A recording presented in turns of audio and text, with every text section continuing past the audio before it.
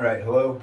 Just give you a quick explanation of a back workout that I did a few days ago. The two exercises that I used were false grip gymnast ring pull-ups and dumbbell rows. And I did use straps.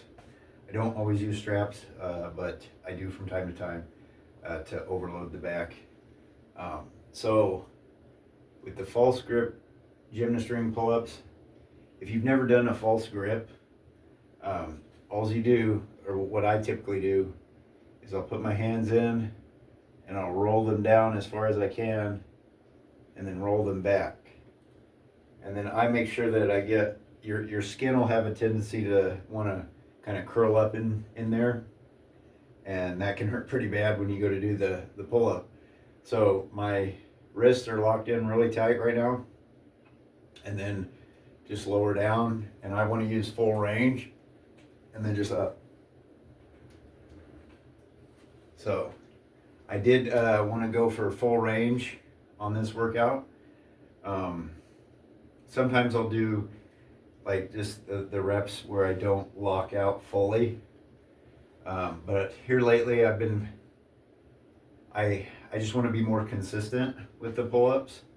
And I feel like when I overload those partial pull-ups, that I can't really gauge my strength because it's more based on how quickly I start my ascension. I believe that's the correct term, ascension. So to keep it consistent and to actually be able to track my progress, I want to use the full lockout reps. So that's why I kind of chose to go that route. I've chose to kind of go that route with all my pull-ups now. I just find that is a more consistent way to actually gauge your progress. It is very humbling though, because it's much harder. So once again, to lock in the false grip, so you can put it towards the back of your wrist and have your thumb wrapped around. And then like I say, what I do is I just roll my hands in as far as I can, and then there it's locked in. And then, like I said, just make sure you get your skin, any skin that's like trapped in there, just pull your hands out like that a little bit, and then come back. Because it will really hurt if you don't do that. It'll pinch you real bad. I've had it happen. So it's, I can't really show it there. Hopefully you can kind of see it, but it's like at a diagonal. So when I first tried the false grip, I thought you were just flexing your wrist in there like that. And I mean, you could do that if you wanted to, but you're gonna have to be very strong with your wrists to have it further out into your hand. So if you just roll in like that, you can hold the false grip pretty easily, and it does work your wrist a lot, especially when you start adding weight to the pull-up. So that's the way that I have done the false grip. I'm no expert by any means, so I don't even know if that's correct. I just know that it feels right to me, and I experimented with how it felt, and so I assume that's how the false grip is meant to be done. That's what works for me, but like I said, I'm no expert by any means, so always research these things for yourself and find what works for you.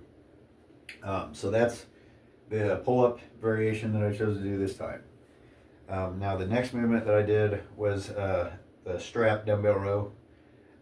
Obviously I'm not going to grab the strap for this, but the movement, or the box that I used, I just used my box squat box, and I may not have enough room in this area. I actually did this in a much bigger area, but now these are not strict dumbbell rows. These are more of like it's kind of like, I don't know what to call it, maybe like a power dumbbell row. You're going to use some body English, but I try not to overload it too much, because I'll see sometimes people when they do these, their arm barely bends. I do like to try to get my arm close to 90 degrees. And the way that I do that is I try to make sure that I'm pulling it towards me. and it's touching my body. Sometimes when I see people do these, it'll be like that. And I mean, you're probably working your back a little bit, but I mean, you got to draw a line somewhere where you're getting consistent ways to track your progress. And I find when you start not bending your arm, it's not going to be consistent. Your numbers won't be. So for me, I like to set some guidelines to where how much cheating can be involved, I guess, is what you could call it. It's not really cheating because it's not like contested or anything like that, but I guess that's the term you could use. So like I say, what I like to do is I'm going to use some body English, and I'm going to kind of rock back and use and then I stop every rep onto the floor when I do this style of dumbbell row. So it'll just be rock back and then pull and then touch your body somewhere. I like to try to touch my chest area, so I'm pulling it up. Now, every once in a while I'll do pause reps where I pause at the top, try to hold it. But for this exercise, for this go around, I did not. So it was just a simply pull it up, and that's it. So it's more of an explosive movement. That's how I did it. Now, is it 100% correct or whatever? I don't know, but it's what I chose to do. And you can do that with your exercises. They don't have to be something that someone else does. You can try things for yourself as long as you're not hurting yourself. If you feel that it works for you, you're gauging your progress and it's working for you, then keep doing it. I find that these do help me out. I don't do them all the time. I do variate my exercise quite a bit. I don't know why I do that. Maybe I get bored easily. I don't know. But it works for me. I mean, I'm not the biggest guy, but I feel like I am making progress. It may be slow, but it's still progressing. So those are the two exercises that I had time for on this day. So that's what I chose to do. I did try to get a lot of volume in on the pull-ups.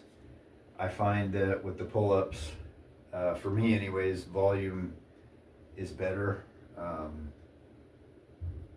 That's not always the case. Some people respond better to just doing more reps, with less sets, or less reps with more sets or something. Just find what works for you and just stick with it. So hopefully this explanation kind of helps. And if you give these exercises a try, let me know how they work for you. Share your information, and hopefully I can learn from you and you can learn from me. Hopefully this helps. Take care. Have a good rest of your day.